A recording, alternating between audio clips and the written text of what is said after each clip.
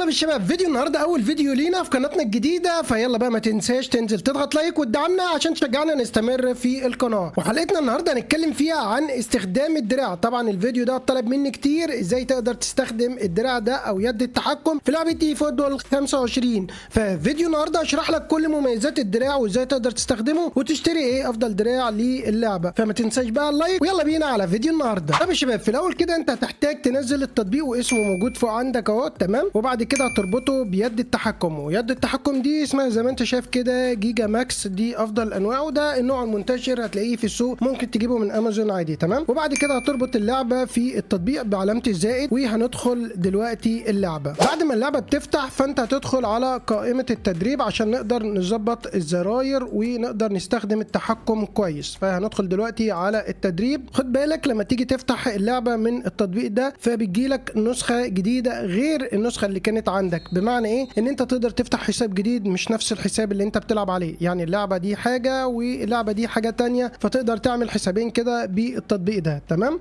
طيب بعد ما بنفتح اللعبه بالمنظر اللي انت شايفه ده هتضغط على صوره العينين اللي موجوده فوق كده، موجوده اكيد انت شايفها اللي هي فوق دي، تمام، اللي انا بحركها دي، شايفينها؟ هنضغط عليها كده هيجي لنا المنظر اللي انت شايفه. هتضغط على السيتنج الاول اللي هو زرار السيتنج ده، هنا اول اختيار بيخفي ويظهر الزراير دي، الاضاءه اللي هي الزراير دي. طبعا انت بعد ما هتظبط الزراير هتجيبها للاخر كده عشان ما تظهرش. هوريك دلوقتي على سبيل المثال، اول ما اضغط صح الزراير اختفت من على الزراير اللي انا بلعب بيها، تمام. فهنرجع ندوس تاني، وخد بالك كمان حتى العينين بتختفي، العينين اللي كانت فوق، تمام. فحاول ما تخفيهاش خالص يعني عشان تقدر لو انت عاوز تظبط التحكم مره تانية. فهنضغط هنا كده ونجيب السيتنج، مش هنخفيها خالص، هنخليها كده وليكن عشان اقدر اشوف حتى المكان لو انا عاوز اظبط الاعدادات تاني، فتركز في النقطه دي. تاني حاجه ان انت من السيتنج، طبعا دي حاجات بتكون مدفوعه، فيفضل كده كده ان انت هتجيب النسخه المدفوعه، وهي رخيصه عموما مش غاليه. فعموما هوريك اللي هي من غير النسخه المدفوعه تقدر تعمل ايه، وبالنسخه المدفوعه تقدر تعمل ايه، تمام. هنا هتيجي في القائمه دي، طبعا انا جبتها من عند علامه الزائد دي، بتضغط عليها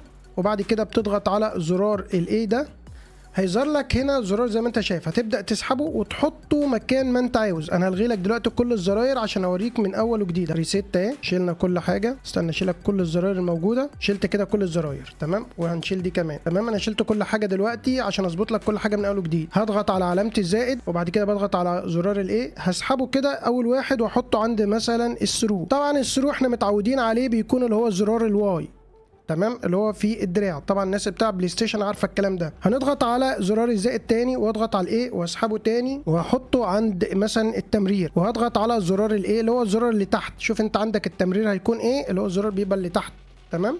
او اختار الزرار اللي يناسبك انت على حسب ما انت متعود. هسحب تاني عند اللي بيشوط وهضغط على زرار الاكس اللي هو عندي اللي انت طبعا متعود عليه. هسحب تاني مره وهحطه عند السرعه، تمام. وهضغط على زرار ال L2 ثاني كده اهي، الار بي اللي هو موجود عندي، تمام. ايا كان بقى المسمى عندك. هضغط على علامه الزائد تاني وهختار اللي هو ده، وهصغر الدايره خالص، تمام. عندك سيتنج ليها لو انت عاوزها مثلا ايه بالضغط ولا بالهولد، خليها بالهولد.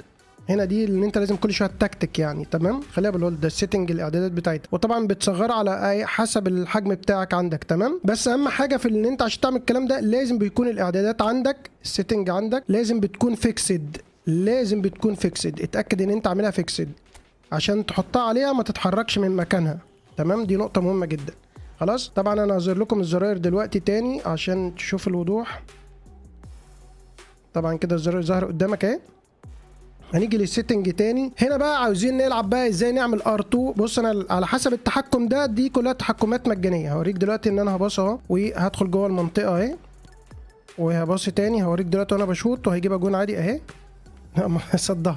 عموما يعني انت هتقدر تلعب عادي. وهوريك السرعه دلوقتي وليكن دلوقتي هنلعب اي حاجه. هوريك السرعه دلوقتي، اللاعب بيجري بسرعه، تمام. انا بوريك السرعه، هباصي اهو، حطها بقى المره دي يا جدع. يلا هو مش عاوز يجيب جون.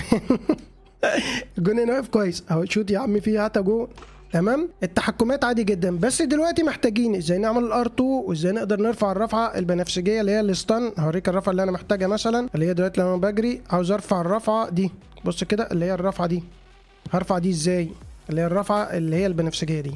هتعملها ازاي؟ هتضغط هنا، بس طبعا ده اللي هو بفلوس بقى، لازم تدفع في الحته دي. يعني انت ابو بلاش تعمل كل حاجه من عاده، اللي هي الار2 والرفعه للستان والشوطه للستان. تمام. هنا بتضغط عليها فبيقول لك اعمل الرسمه اللي انت عاوزها، لو دوست على الزرار يديك الرسمه دي. فانا هسحب دلوقتي هسحب الحركه اللي انا عاوزها. طبعا انت بتعمل الحركه الار2 يعني سحبه لتحت، هعمل كده سحبه لتحت خلاص كده، واحط الزرار اللي هو الزرار اللي تحت مثلا. يبقى كده اول ما اضغط على الزرار تحت هو المفروض ان هو يعمل ايه؟ هيعمل سحبه لتحت اللي هي الار2.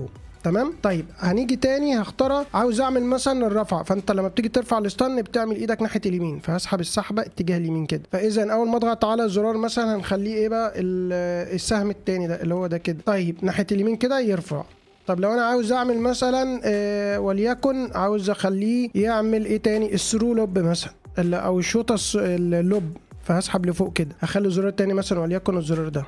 فانت بتختار التحكمات اللي انت عاوزها كده. انا اقدر اعمل الار2 او اللوب العادي اللي هو من فوق الجون، واقدر اعمل اللي هي التمريره دي. بس دلوقتي دول مش هيتنفذوا على ارض الملعب غير لما اشتري النسخه المدفوعه. تمام. فانا دلوقتي كده عرفتك يعتبر كل حاجه في التطبيق، وتقدر تلعب بيه عادي خالص، والتحكمات عادي خالص. بس طبعا الركنيه انت تلعبها بايدك، يعني الركنيه دي لازم تلعب على التاتش بتاع الموبايل، ما جاتش على الركنيه وتشوت عادي. المميزات بقى ان انت بتقدر تتحكم في كل حاجه، يعني ما فيش حاجه اسمها تمريره تطلع غلط. بص، تمرير انا موجه هنا هيباصي هنا، موجه ورا فبيباصي ورا، موجه بزاويه يباصي بزاويه، فدي اهم ميزه موجوده فيه. هشوط اهي فبيشوط عادي جدا.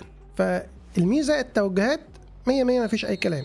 تمام. دلوقتي ده شرح كامل، لو انت ناقصك اي نقطه او محتاج اي حاجه اكتب لي تحت في الكومنت واعمل لك فيديو مخصوص. ما تنساش بقى في اللايك والدعم عشان قناتنا دي هتكون قناتنا الاساسيه. وبس كده يا شباب.